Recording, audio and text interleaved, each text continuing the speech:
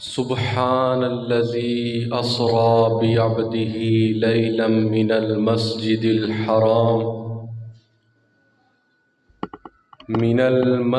الحرام إلى المسجد الأقصى إن الله وملائكته يصلون على النبي يا أيها الذين آمنوا صلوا عليه وسلموا تسليما الصلاة والسلام عليك يا رسول الله وعلى آلك وأصحابك يا حبيب الله الصلاة والسلام عليك يا إمام الأنبياء والمرسلين وعلى آلك وأصحابك يا رحمة للعالمین۔ وہ سرور کشور رسالت جو عرش پر جلوہ گر ہوئے تھے، نئے نرالے طرب کے ساماں عرب کے مہمان کے لیے تھے۔ وہاں فلک پر یہاں زمین میں مچی تھی شادی، رچی تھی دھومیں، ادھر سے نفحات اٹھتے آتے، ادھر سے انوار اٹھ رہے تھے۔ اور کوئی فلک تیرے یار گیا، کوئی جا سدراتے ہار گیا، ایک کالیاں زلفاں والا سی جرا لنگ عرش تو ہی پار گیا۔ حضرات ذوی الاحتشام، ہر آنے جانے والا وہاں تک ہی آ اور جا سکتا ہے جہاں تک آنا اور جانا اس کے لیے ممکن ہو، اور جہاں کوئی جا بھی نہ سکے، آ بھی نہ سکے، ہمارے آقا ادھر گئے بھی ہیں اور واپس بھی آئے ہیں۔ اتنی بلندی کائنات میں نہ کبھی حضور علیہ السلام سے پہلے کسی کو ملی، نہ حضور کے بعد کسی کو ملی۔ وہ بلندیاں، وہ رفعتیں، وہ وسعتیں، وہ عزت و عظمت، وہ شان و شوکت حضور علیہ السلام کا مقصود ہوئی جو انہی کا حصہ ہے، اور حضور علیہ السلام کے صدقے سے اس امت کو بھی نواز دیا گیا۔ کتاب رحمت قرآن مجید اس واقعے کو بہت ہی شان و شوکت کے ساتھ بیان کرتا ہے کہ پاک ہے وہ ذات جس نے سیر کرائی اپنے عبد خاص کو، عبد مکرم کو، مسجد حرام سے مسجد اقصی تک، اور اپنی قدرت کی نشانیاں دکھائیں، اور پھر مسجد اقصی میں حضور علیہ السلام نے نبیوں کی امامت کرائی، اور مسجد اقصی سے آسمان تک، اور آسمان سے سدرہ تک، اور سدرہ سے جہاں تک میرے رب نے چاہا حضور علیہ السلام کو سیر کرائی گئی۔ جنت و دوزخ کے مناظر آپ کے سامنے آئے، بیت المعمور پر حضور علیہ السلام کی جلوہ گری ہوئی، اور سب سے بھر کر اللہ تعالیٰ نے اپنا دیدار عطا فرمایا۔ شاعر کہتا ہے رخ سے پردہ ہٹا دیا اور محبوب کو اپنا جلوہ دکھا دیا۔ اعلیٰ حضرت بھی بول پڑے کہ کوئی غیب تم سے کیا نہاں ہو، کوئی غیب تم سے کیا نہاں ہو، جب خدا ہی تم سے نہ چھپا ہو۔ اور جہاں تک ان لوگوں کا تعلق ہے جو کہتے ہیں معراج حقیقت نہیں، کیسے ہوا اور کیوں کر ہوا، تو حضور نے تو بعد میں فرمایا ہے کہ میں گیا ہوں، پہلے رب فرماتا ہے سبحان الذی، جو لے کر گیا ہے وہ ہر عیب سے، ہر نقص سے پاک ہے، اور وہ جو بھی بیان فرماتا ہے حق اور سچ ہی بیان فرماتا ہے۔ ایک زمانے تک یہ جو دہری قسم کے لوگ تھے، عقل کے پجاری، وہ کہا کرتے تھے کہ سلیمان علیہ السلام کا تخت ہوا میں کس طرح اڑتا تھا، اس کا اتنا وزن تھا اور اس کے اوپر بندے بھی بیٹھے ہوئے ہوتے تھے، تو وہ کس طرح اڑتا تھا۔ اس زمانے کے علماء اس کا جواب دیا کرتے تھے، لیکن پھر بھی بڑا اعتراض ہوتا، بڑی باتیں ہوتی، لیکن اب نہیں آپ سنتے ہوں گے۔ کیوں؟ اب جہاز اڑتا ہے، ہر روز جہاز اڑتا ہے اور اس سے زیادہ وزن لے کر اڑتا ہے۔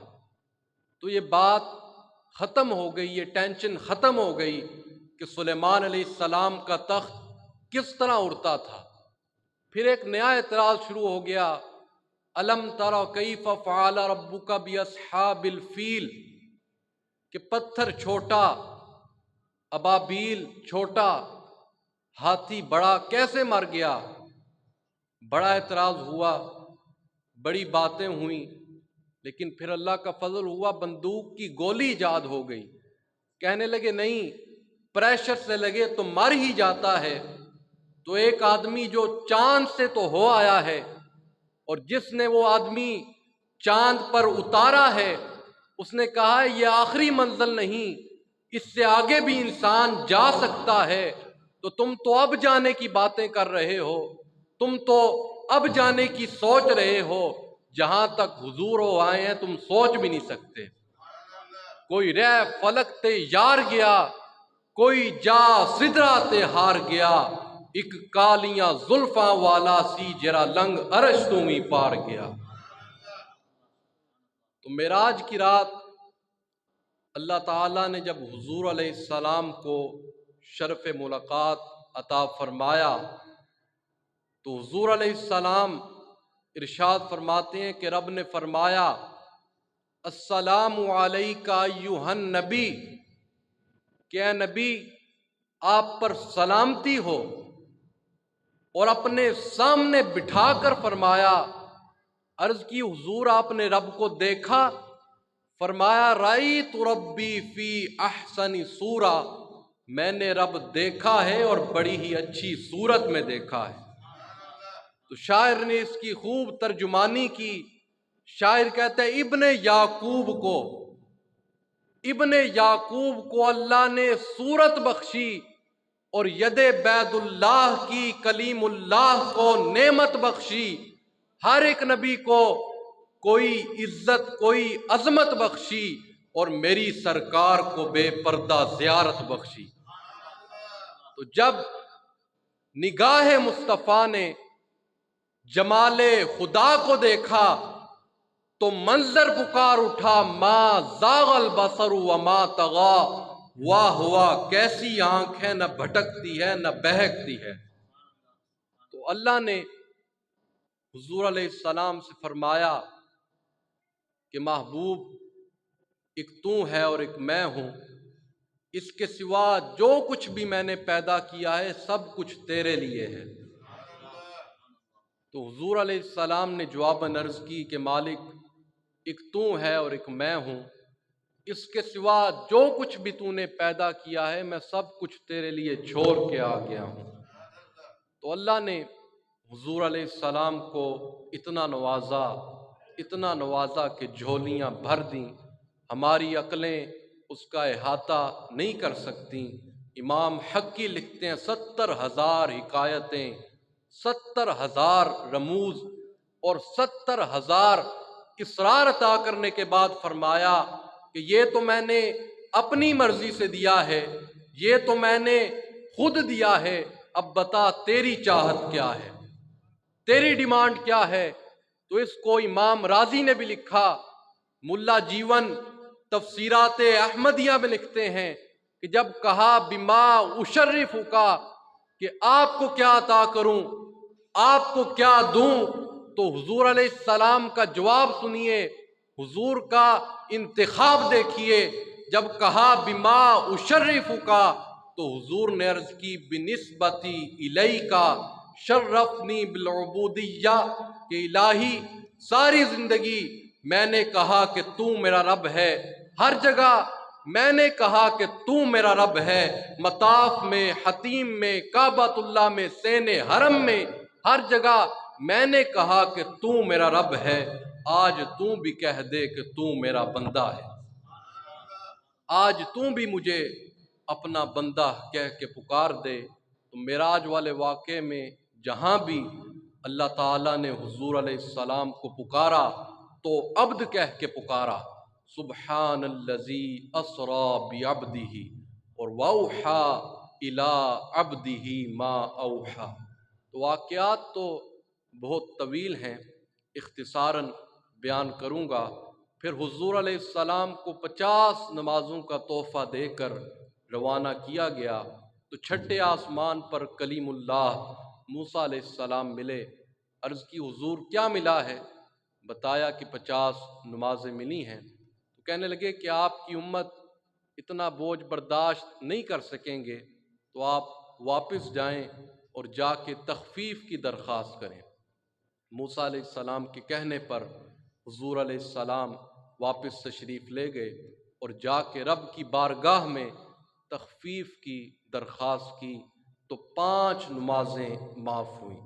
پھر آئے، پھر موسیٰ علیہ السلام ملے، کہنے لگے کہ وہ اتنی نمازیں نہیں پڑھیں گے، تو آپ واپس جائیں۔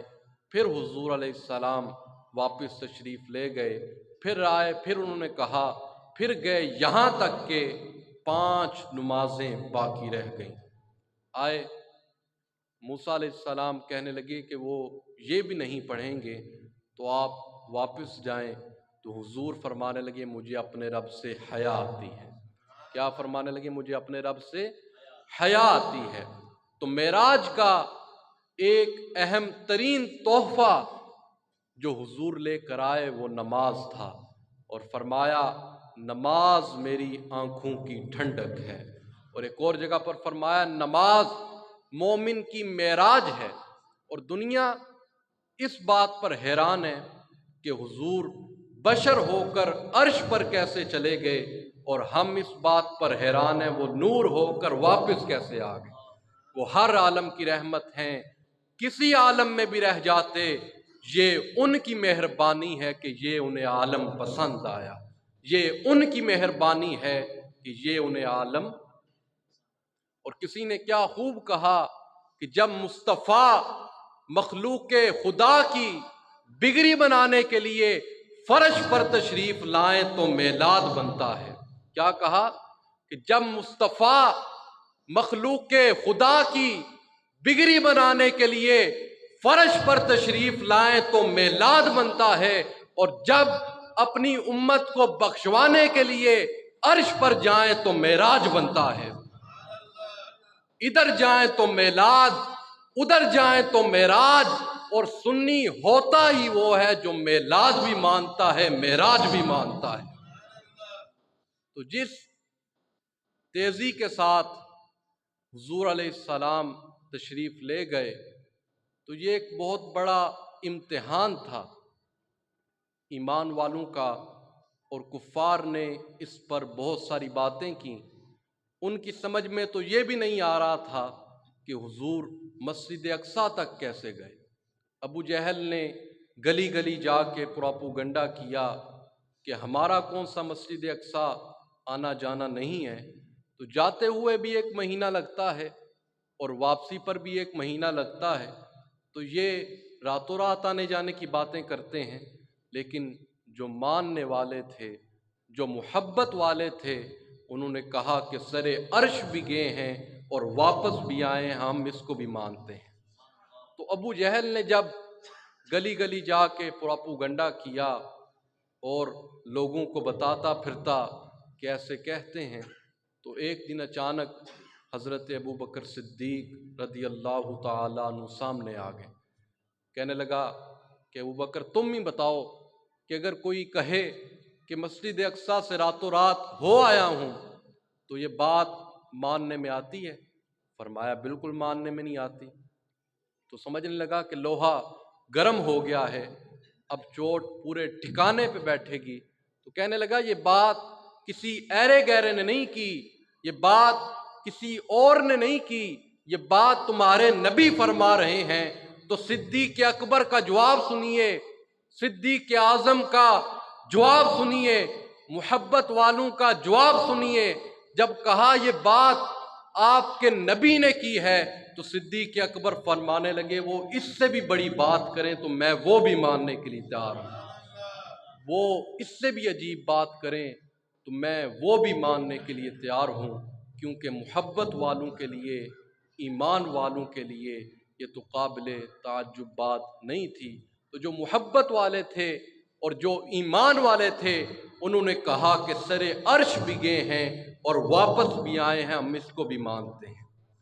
کیونکہ کھولو قرآن، سورہ نمل پڑھو، حضرت سلیمان علیہ السلام کے مقتدی کی یہ شان ہے کہ آنکھ جھپکنے سے پہلے ہزاروں میل دور پڑے ہوئے تخت کو حاضر کر دیتے ہیں۔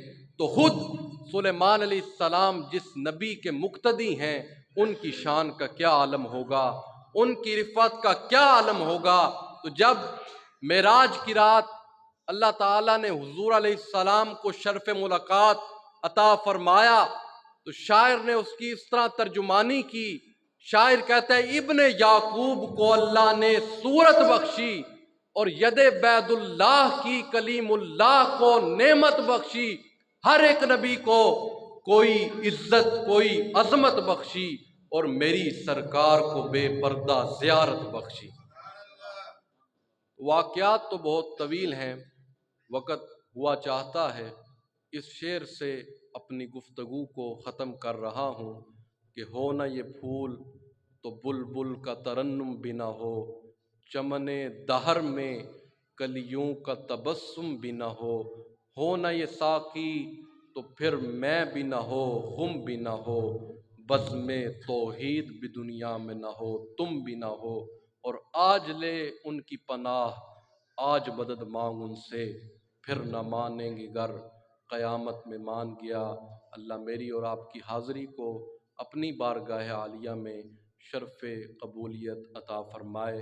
اور دوسرا ایک اعلان سماعت فرما لیں، انشاءاللہ 15 جنوری بروز جمعرات صبح 11 تا نماز عصر عظیم الشان سالانہ معراج النبی کانفرنس و عرس مبارک مشائخ نقابات انعقاد پذیر ہو رہا ہے۔